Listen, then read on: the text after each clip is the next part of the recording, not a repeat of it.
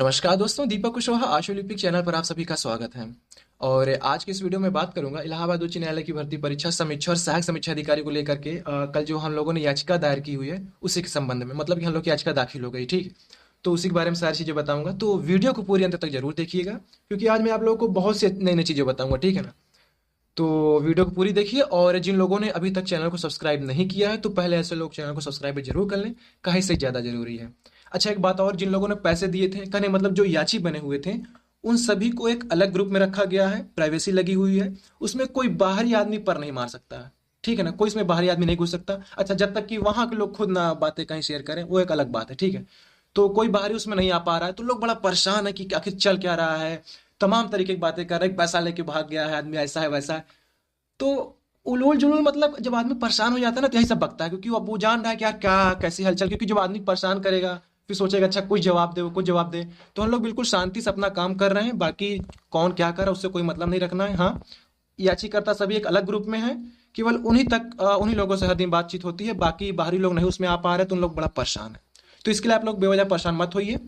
और कल रिट पढ़ चुकी है, आज के सभी अखबारों में ये खबर छपी थी, चाहे वो अमर उजाला हो, हिंदुस्तान या दैनिक जागरण, सभी में खबर थी।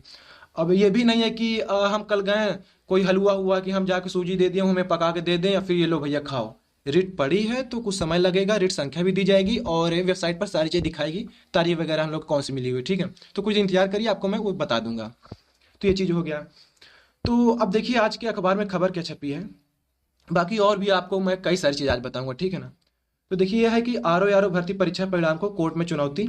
इलाहाबाद हाईकोर्ट की आरओ यारो भर्ती परीक्षा परिणाम को हाईकोर्ट में चुनौती दी गई है। याचियों ने इस बात को आधार बनाया कि भर्ती परीक्षा में अधिक अंक पाने वालों का चयन नहीं हुआ, जबकि कम अंक पाने वाले चयनितों की सूची में है।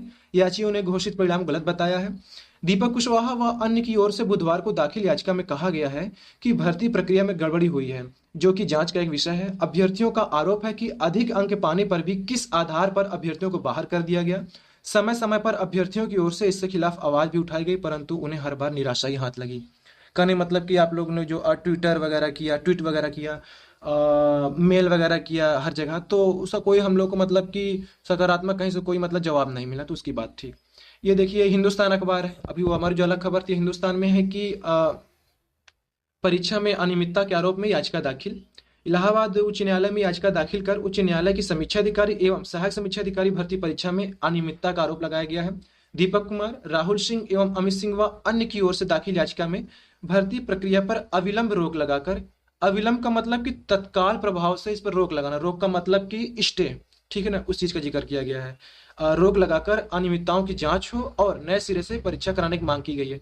ध्यान दीजिएगा, जिसको लग रहा है कि किस चीज पर हम लोग लड़ रहे हैं क्या नहीं, तो यहाँ केवल और केवल नए सिरे से परीक्षा की मांग की गई है। ठीक है ना? परीक्षा फिर से होने के लिए, इसलिए आप बेवजह कोई दिमाग मत चलाना अपना, सारी चीज आपके सामने है।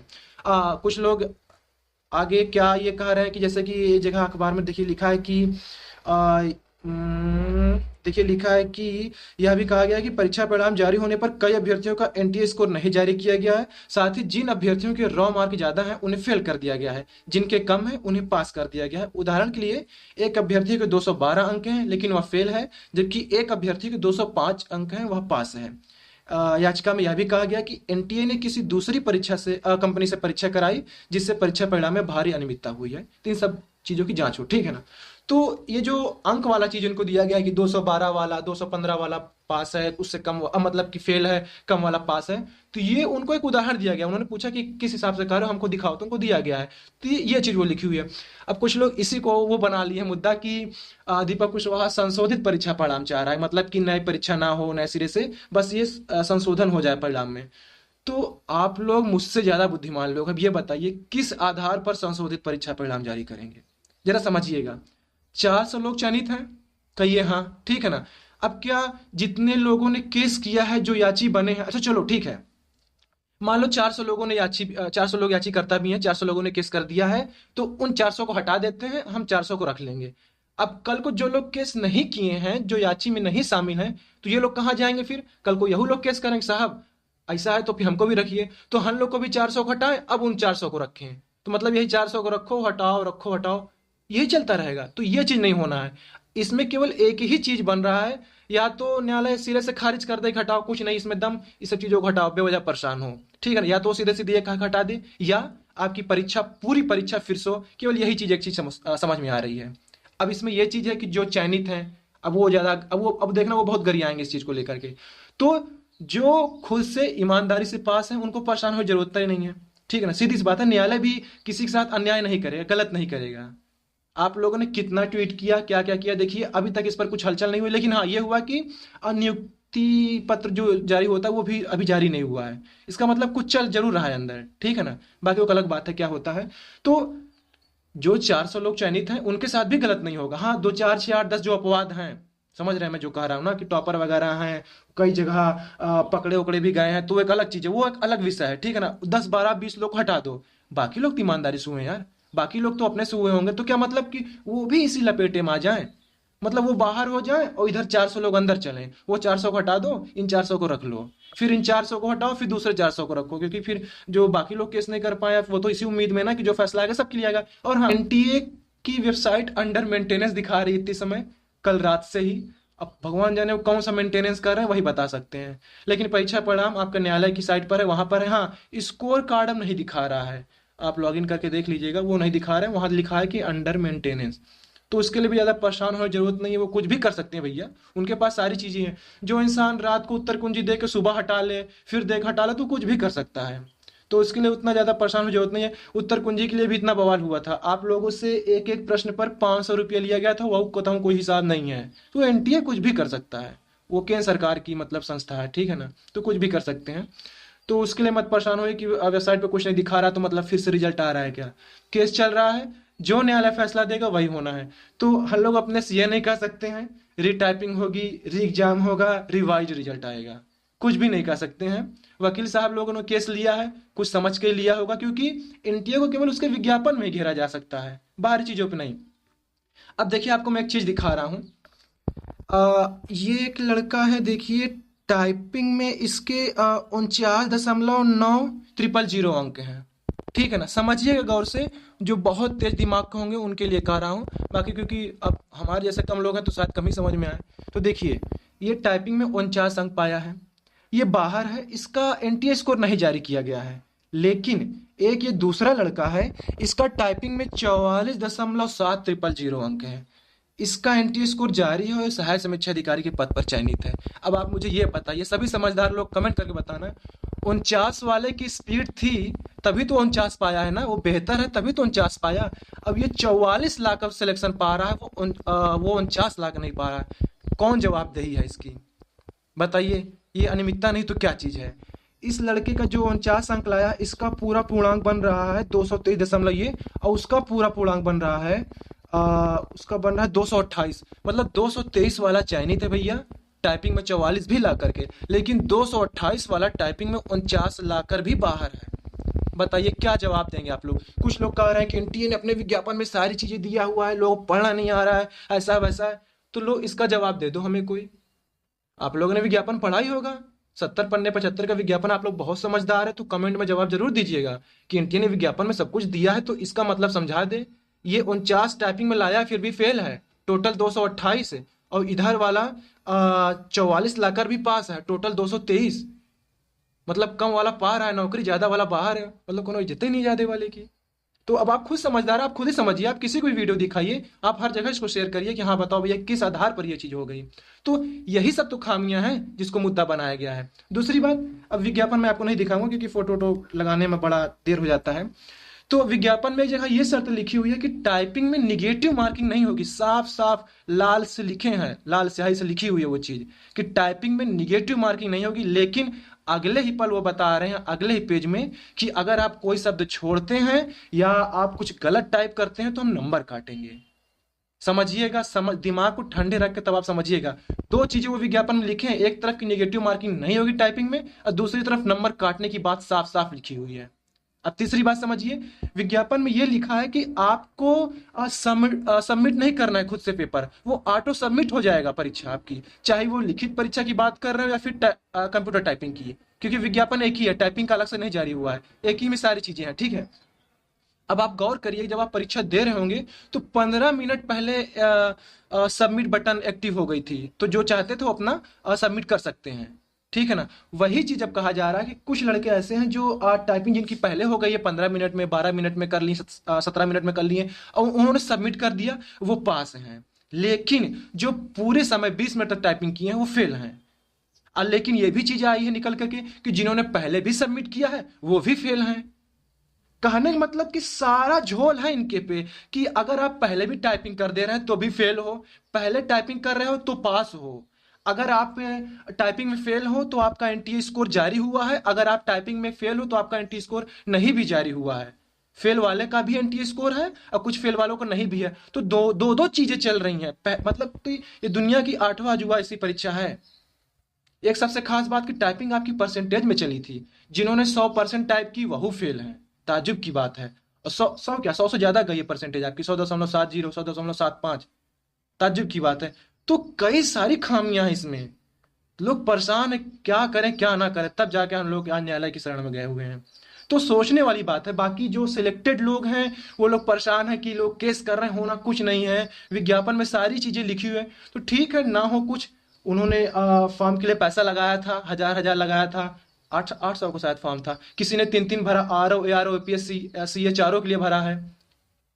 लोग 4 4 3 3 हजार फॉर्म का पैसा लगा रहा है, तो ठीक है, 1 1 हजार और गया, 2 2 सौ 5 5 सौ रुपया और गया, कोई दिक्कत नहीं। कम से कम उन्हें ये तो रहे कि भविष्य के लिए तो सचेत रहे, भैया ऐसी भी चीजें होती हैं भर्ती में, ये सारी चीजें उठना भी जरूरी थी। अगर सारी चीजें ऐसे साधारण तरीके से छोड़ दी जाती, कल को भी आपकी ये नई भर्ती आने वाली है स्टेनो जूनियर असिस्टेंट की, ग्रुप सी की, हाईकोर्ट की, तो उसमें भी यही सारी चीजें होती, उसमें भी एनटीए परीक्षा कराता है, फिर जो भी कराता तो कुछ भी होता, क्या करते हैं। तो मतलब कि ये ज्यादा हो गया था। देखिए अगर सभी का एनटीए स्कोर जारी हुआ होता तो कोई ना परेशान होता, क्योंकि वो सामने साफ साफ देख लेता, अरे यार हाँ फलाने वाला हमसे बेहतर है इसीलिए वो पास है, हम फेल हैं, सीधी सी बात।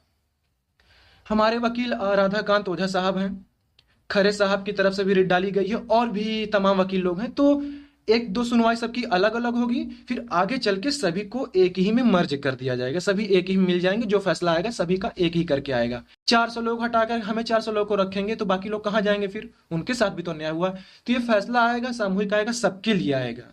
परीक्षा होनी होगी तो आपकी नए सिरे से सबके लिए होगी।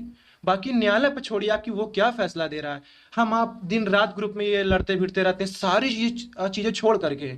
आपकी वीडियो की परीक्षा होने वाली है, लेखपाल की होने वाली है, एनटीपीसी की लगी हुई है, हाईकोर्ट की भर्ती आने वाली है, उसकी परीक्षा होने वाली है, आपकी पीसीएस का विज्ञापन जारी हुआ, और भी तमाम तरीके की परीक्षाएं होने वाली हैं। लेकिन दुनिया जाए भाड़ में, सारी चीजें छोड़ करके हम लोग इसी के पीछे मरे जा रहे हैं। तो ठीक है, केस हो चुका है, वो सी चीजें चलती रहेंगी। ठीक है ना, कब तक फैसला है क्या होगा वो चलता रहेगा, वो उनके ऊपर है कि किस तरीके से क्या चीजें कर रहे हैं। अब उसमें हम लोग अब माथा नहीं पीट सकते अपना। आज की तारीख शायद किसी की रिट को, मतलब कि आज की तारीख मिली हुई थी तो वो अब वो हट गई, वो तारीख और नहीं लगी है। ये आपके स्क्रीन पे दिखा दे रहा हूँ, तो भी तारीख नहीं लगी, मतलब आज किसी की भी केस की सुनवाई नहीं है। ठीक है ना, अपने केस की जो रिट संख्या मिलेगी मैं आपके दे दूंगा। तो बाकी अब देखिए, आप लोगों को परेशान होने की जरूरत नहीं है। जो तर्क वाली बात थी वो मैंने आपके सामने रख दी है। सभी लोग चाह रहे हैं कि इतनी मतलब कि चपक के धांधली हुई है, इतनी गलत तरीके से सारी चीजें हुई हैं, फिर से परीक्षा हो। सभी की यही मंशा, सभी की यही मांग है। लेकिन उन बेचारों के साथ भी क्या, जो अपने से हुए हैं, उनके साथ भी एक अन्याय होगा। तो अब ये नहीं कि उनके लिए हमदर्दी है, हमदर्दी नहीं है। ऐसे बहुत से लड़के हैं जो मेरे दोस्त हैं, मेरे जानने वाले हैं, अपने से हुए हैं, बहुत से ऐसे लोग हैं। तो उनके साथ भी तो गलत हो जाएगा। तो न्यायालय गलत नहीं करेगा किसी के साथ, सारी चीजें सुनी जाएंगी, सारी चीजें। ठीक है ना। तो जो भी फैसला आएगा वो आपको खुद ही पता चलेगा। तो इसलिए किसी और की बातों मत आइए। कोई कह रहा है रिवाइज्ड, कोई कह रहा है री एग्जाम, कोई कह रहा है रीटाइपिंग। कैसे कह सकते हो यार, मतलब कुछ भी उलूल जुलूल बकते चले जाओगे, कुछ भी। अब आप लोग ऐसी बातों में भी आ जाते हो कि भैया फलाने टेलीग्राम में ये चला, ढिमाके में ये चला, ढिमाके में वो चला। क्योंकि देखो जितने लोग हैं सभी लोग अपनी अपनी बातें रखेंगे, अलग अलग तरीके की बातें करेंगे। ठीक है ना। तो जिनके साथ गलत हुआ है उनके साथ भी अन्याय नहीं होना चाहिए, उन्हें न्याय मिलना चाहिए, ये भी चीज जरूरी है। तो परेशान मत हुई, न्यायालय जो भी फैसला करेगा वो सब सोच समझ के ही करेगा। ठीक है, बाकी आपको किसी और की बातों में नहीं आना, क्या है क्या नहीं। और भी चीजों की तैयारी करिए, यही नहीं और भी भर्ती आने वाली है। इसी के पीछे पड़े रह जाएंगे तो क्या होगा। अब ये नहीं कि अब आप लोग ये सोचे करे यार हार मान गया, आप लोगों से कह रहा है कि छोड़ो हटाओ, तो क्या करेंगे, सर पकड़ के हम लोग बैठे रहेंगे चौराहे पे, अब वहीं चले न्यायालय के सामने, वहीं सर पटके हैं कि नहीं नहीं बताइए क्या होगा क्या होगा क्या होगा, हम लोग के पास और कोई रास्ता नहीं है। हाँ, बहुत से ऐसे लोग थे जिनके बहुत अच्छे अंक आए फिर भी बाहर हैं, उनका मतलब कि आखिरी ये प्रयास था, अब वो क्या कर सकते हैं, उनके पास कोई रास्ता नहीं, तो वो लोग बहुत परेशान हैं। ऐसे बहुत से लोग हैं, तो उन्हीं सब के लिए सारी चीजें की गई हैं। वो सब भी हताश होकर के केस किए हैं, याची बने हुए हैं। तो किसी के साथ गलत नहीं होगा, न्यायालय जो भी फैसला करेगा वो आपके सामने रहेगा। पर हाँ, भविष्य में सचेत रहिएगा कि ऐसी भी चीजें हो सकती हैं, ऐसी भी चीजें होती हैं। ठीक है। तो उम्मीद करता हूँ आपको सारी चीज समझ में आ गई होंगी। बाकी आपको कुछ अगर नहीं समझ में आ रहा है, कुछ दिक्कत है, तो इंतजार करिए। केस स्टे उस्टे हो जाएगा तो आगे खुद ही समझ में आएगा कि क्या हो रहा है क्या नहीं। ठीक है। आखिरी बात फिर से कह रहा हूँ, केवल और केवल न्यायालय ही फैसला देगा कि इसमें क्या होना है। ठीक है ना। तो आप लोग अपने सब सारी चीजें मत इसमें जोड़िएगा कि ऐसा है वैसा। आप लोग इंतजार करेंगे न्यायालय क्या फैसला करेगा। लोगों के साथ गलत तो नहीं होना चाहिए, बस इतना ही हम लोग दुआ कर सकते हैं बस। ठीक है। और एक ज़रूरी बात, जैसे कि आप लोग लेखपाल भर्ती की तैयारी कर रहे हैं या फिर उत्तर प्रदेश पुलिस सिपाही की भर्ती तैयारी कर रहे हैं, जो कि विज्ञापन आने ही वाला है। और उत्तर प्रदेश लोक सेवा आयोग की पीसीएस भर्ती या फिर समीक्षा सहायक समीक्षा अधिकारी या फिर एसएससी 10+2 या फिर सीजीएल वगैरह, इन सभी भर्तियों की अगर आप तैयारी कर रहे हैं तो एक ही जगह पर बेहतर तैयारी करने के लिए आप लोग गूगल प्ले स्टोर से अनअकैडमी लर्नर ऐप इंस्टॉल कर लीजिए। और वहाँ सभी की बहुत ही बेहतरीन तरीके से तैयारी करवाई जा रही है। पहले तो वहाँ आपको मुफ्त में मॉक टेस्ट दे रहे हैं, मुफ्त में आपको पीडीएफ मिल रही है, मुफ्त में लाइव क्लास वगैरह चल रहा है। तो समझने के लिए कि मतलब कि क्या पढ़ाई तरीका क्या है, कैसे पढ़ाया जाता है यहाँ पे, तो आप मुफ्त में सारी चीज़ों का सुविधा उठा सकते हैं पहले। फिर आपको लगता है कि हाँ अच्छी पढ़ाई हो रही, तो आपको अगर किसी खास तैयारी के लिए उस कोर्स को खरीदना है, तो इसके लिए आप लोग इंडिया 10 INDIA 10 बड़े बड़े अक्षरों में इस कोड का अगर आप लोग इस्तेमाल करते हैं आप, तो आपको उस कोर्स के लिए 10% की छूट मिलेगी। अच्छा, समय समय पर आपको और भी छूट दी जाती रहती है, जैसे जैसे जो भी होता है, तो आपको उसकी भी जानकारी यहाँ से दे दी जाएगी आगे। तो आप लोग अनअकैडमी से जुड़िए और अपनी तैयारी में धार लगाइए। वीडियो के नीचे डिस्क्रिप्शन में आपको लिंक भी दे दूंगा, तो आप लोग वहाँ से भी क्लिक करके यहाँ पे जा सकते हैं। ठीक है। तो आज की इस वीडियो में बस इतना ही था।